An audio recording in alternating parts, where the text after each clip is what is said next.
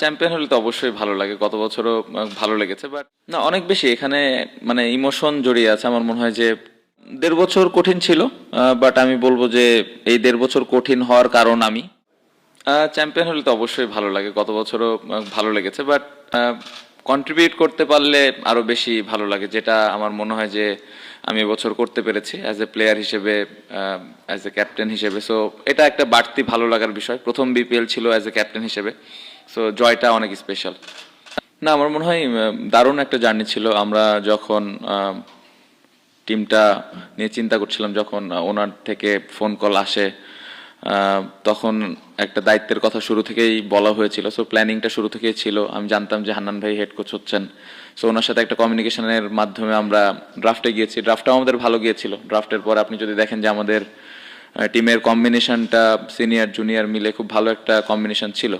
But again আমার মনে হয় যে দিন শেষে মাঠের ক্রিকেটটা খুব ইম্পর্টেন্ট ছিল, দল আপনি যেরকমই বানান। সো মাঠে আমরা ওই ইম্প্যাক্টটা রাখতে পেরেছি এবং প্রত্যেকটা প্লেয়ার যার যার জায়গাতে পারফর্ম করেছে, যার যতটুকু রোল ছিল পালন করেছে। সো আমার মনে হয় ক্রেডিটটা পুরো দলের, সবাই যেভাবে দলের ওপরে ইম্প্যাক্ট রেখেছে। সো পুরো জার্নিটা আমার মনে হয় আউটস্ট্যান্ডিং ছিল এবং আল্লাহর রহমতে আমরা দিন শেষে কাপটা জিততে পেরেছি। না অনেক বেশি এখানে মানে ইমোশন জড়িয়ে আছে। আমার মনে হয় যে রাজশাহীর হয়ে খেলার কখনো সুযোগ হয়নি। সো রাজশাহীর হয়ে খেলা, অ্যাজ এ ক্যাপ্টেন হিসেবে খেলা এবং পাশাপাশি দলকে জেতানো, আমার মনে হয় এটা একটা বাড়তি ভালো লাগার বিষয়। একটা বড় দায়িত্ব ছিল।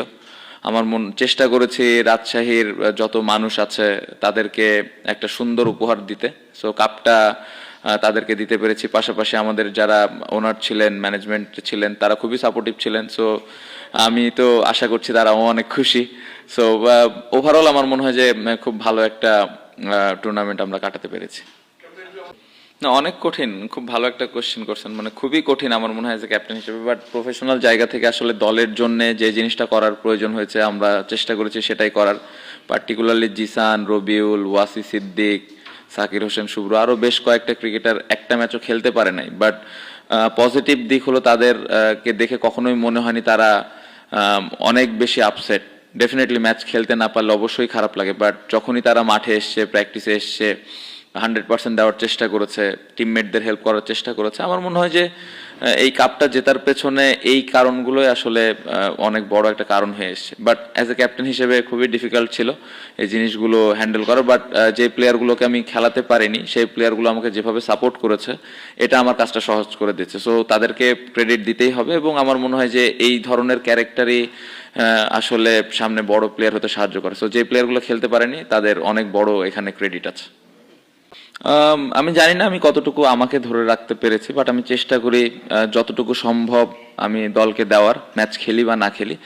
বাট আমি বলবো জিসানের যতটুকু আমি ক্যারেক্টার এবছর দেখেছি আমাদের টিমের সাথে লাস্ট 1 মাস, আমার মনে হয় যে দারুণ ক্যারেক্টার।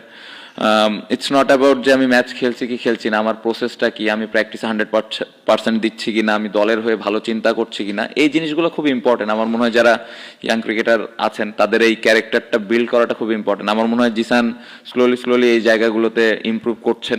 আমি যদি লাস্ট 1-1.5 বছর আগের জিসানের কথা বলি আর এখনকার জিসানের কথা বলি, এই জায়গাটাতে হিউজ ইমপ্রুভমেন্ট। ওর একটা জিনিস ভালো লেগেছে, ম্যাচ খেলার জন্য প্রত্যেকদিন রেডি ছিল। সো এই ক্যারেক্টারটা আমার মনে হয় যে ওর ফিউচারে কাজে দিবে। আই হোপ যে কোনো এক সময় নেক্সট ইয়ার ও ক্যাপ্টেন হয়েও দল জিতাইতে পারে। You never know, in cricket anything can happen. So আমি আশা করবো যে নেক্সট যেই টুর্নামেন্টে অপরচুনিটি পাবে, ওর এই প্রিপারেশন, ওর এই ডেডিকেশন টিমের প্রতি, এটা ওর হেল্প করবে ভবিষ্যতে। 1.5 বছর কঠিন ছিল, বাট আমি বলবো যে এই 1.5 বছর কঠিন হওয়ার কারণ আমি যদি ভালো পারফর্ম করতাম তাহলে এই সিচুয়েশনগুলো আসতো না। সো এখানে এক্সকিউজ দেওয়ার কোনো কারণ নাই। কোন কোন জায়গায় আমি ফল্ট করেছি বা মিস্টেক করেছি, ল্যাকিংস ছিল, এই জায়গাগুলো নিয়ে গত 1.5 বছর কাজ করেছি। এবং যেটা আমি সবসময় বলি যে আমার নিজের ওপরে আমার অনেক বিশ্বাস যে আমি যে কোনো সময় যে কোনো সিচুয়েশন থেকে কামব্যাক করতে পারি। সো ওই বিশ্বাসটা নিয়ে আমি আমার প্র্যাকটিস শুরু করেছি এবং আমার মনে হয় যে এই বিপিএলটা আমি যেভাবে ইম্প্যাক্ট রাখতে চেয়েছিলাম অ্যাজ এ ব্যাটসম্যান হিসেবে, বেশ কিছু ইনিংসে আমি দলকে ওই ইম্প্যাক্টফুল ইনিংস দিতে পেরেছি। সো অবশ্যই ভালো লাগার বিষয়। বাট আমি বলবো যে আগের যে 1.5 বছর আপনি যেটা বললেন যে ওই জায়গায় আমি ভালো করতে পারিনি, বাদ পড়ে গেছি, এইগুলো ওই বাদ পড়ার ক্রেডিটটাও আমার কারণে আমি বাদ পড়েছি। সো ভালো লাগছে আবার ভালোভাবে যতটুকু ইমপ্রুভ করে এই অবস্থানে আসতে পেরেছি। খুব ভালো কোশ্চেন। আমার মনে হয় আমি অ্যাজ এ প্লেয়ার হিসেবে একটা কথা বলতে চাই যে আমার কাছে মনে হচ্ছে যে গত 1-2-1.5 বছরে আমার মনে হয় যে যেভাবে আমাদের ক্রিকেটটা চলছে, স্পেশালি বাইরে যে এই ধরনের এনভায়রনমেন্ট, এটা আমাদের আসলে ক্রিকেটে অনেক হ্যাম্পার হচ্ছে, সত্যি কথা বলতে অ্যাজ এ প্লেয়ার হিসেবে বলছি।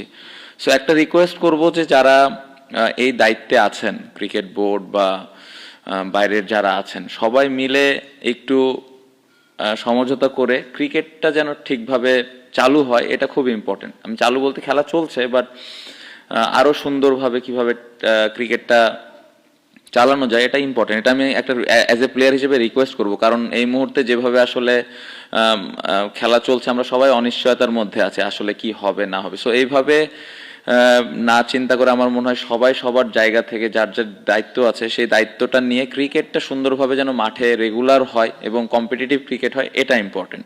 আপনি যেটা বললেন ঢাকার ক্রিকেট, ঢাকা লিগটা যদি আমরা ওয়ার্ল্ড কাপে না যাই সেক্ষেত্রে অনেক বেশি গুরুত্ব থাকবে, কারণ প্লেয়ারদের এতদিন লম্বা সময় বসে থাকাটাও ডিফিকাল্ট। সো ঢাকার ক্রিকেটটা নিয়েও আমার অনেক সমালোচনা হচ্ছে, কথা হচ্ছে হবে কি হবে না। সো এগেন আমি রিকোয়েস্ট করবো যে ঢাকার লিগটা যেন আগের যতগুলো আসর হয়েছে তার থেকে এবার আরো সুন্দরভাবে হয়, এটা অ্যাজ এ প্লেয়ার হিসেবে রিকোয়েস্ট থাকবে। আর ওয়ার্ল্ড কাপে যদি না যাওয়া হয়, বোর্ডের কাছে আর একটা রিকোয়েস্ট থাকবে যেন আমাদের জন্য আরো একটা বেটার টুর্নামেন্ট বা সুন্দর একটা টুর্নামেন্ট আয়োজন করতে পারে, যেন প্লেয়াররা আমরা খেলার সুযোগ পাই।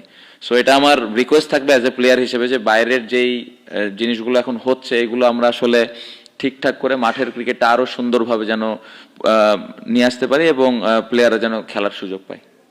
অবশ্যই আপনি দেখেন ফাইনালের মতো এরকম ম্যাচে যখন এরকম একটা ইনিংস হবে তখন পুরো টিমের জন্যই কিন্তু একটা বাড়তি অনুপ্রেরণা জাগে এবং ওই কনফিডেন্সটা তৈরি হয়। সো ইনিংসের শুরুতেই এরকম একটা ইনিংস টিমকে অনেক দূর আগায় নিয়ে গেছে এবং আমরা জানি তামিম কত ভালো ক্রিকেটার। শুরুর দিকে স্টার্টটা পাচ্ছিল না, বাট আপনি শেষের কয়েকটা ইনিংস যদি ওর দেখেন ইম্প্যাক্ট রেখেছে। সো তামিমের কাছ থেকে এরকমই আশা ছিল। একটা কথাই সবসময় তামিমকে পুরো টুর্নামেন্টে বলেছিলাম যে সব ম্যাচ ভালো খেলতে হবে না, জায়গা মতো আমাকে ম্যাচটা জিতাই দিও। সো আলহামদুলিল্লাহ যে ও আসলে ঠিক সময় মতো খুব দারুণ একটা ইনিংস খেলেছে। আমার মনে হয় ভালো ক্রিকেট হয়েছে। গত বছরের থেকে যদি বলি এবছর আরো বেটার ক্রিকেট হয়েছে। আমার মনে হয় যে যদি আমরা চিটাগাংয়ে খেলার সুযোগ পেতাম তাহলে হয়তো আরো ভালো হতো, বাট এগেন এখানে আসলে আমরা সুযোগ ছিল না, এটা আমরা সবাই জানি কেন হয় নাই। বাট হ্যাঁ, তারপরে ওভারঅল যদি আমি বলি পুরো টুর্নামেন্টটা ভালো হয়েছে। এবার মাঠে খেলা হয়তো গত বছরের চেয়ে কিছু বেটার হয়েছে, বিতর্ক একটু কম ছিল, কিছু ডিস্টার্বিংস ছিল, সেসব না হলে আরো বেটার হতো কিনা, বা এখন হয়তো অনেক কিছু বের হয়নি, ডিস্টার্বিংস গুলি না থাকে ভালো হতো কিনা। আমি আসলে বুঝতেছি না আপনি কোন ডিস্টার্বিং এর কথা বলছেন, কারণ আমি পুরা টুর্নামেন্টটা জুড়েই রাজশাহী টিমটা নিয়ে চিন্তা করেছি। রাজশাহী টিমের প্ল্যানিং বা কোচের সাথে কমিউনিকেশন, এই বিষয়গুলো নিয়ে সবসময় ফোকাস ছিল। বাইরের ডিস্টার্বিং কি ছিল না ছিল এগুলো আপনারা খুঁজে বের করেন, আমরা চেষ্টা করি ভালো ক্রিকেট খেলার।